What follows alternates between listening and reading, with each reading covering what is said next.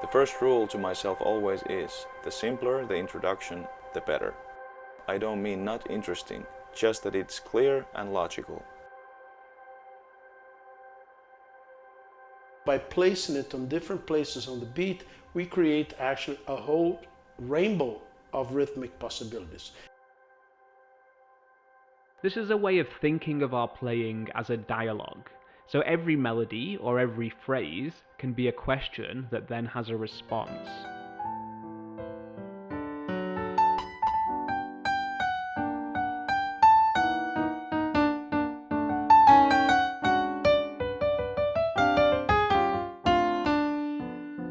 The samba groove is going to be very efficient when working with all kinds of bossa nova tunes.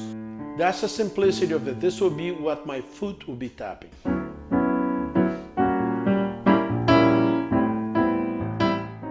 Think of this as having a musical conversation with yourself. Question, answer.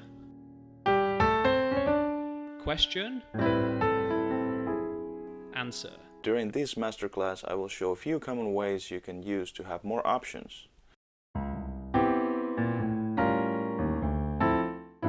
Always pay attention to the chord melody. Now, with the closed position, pluck chords.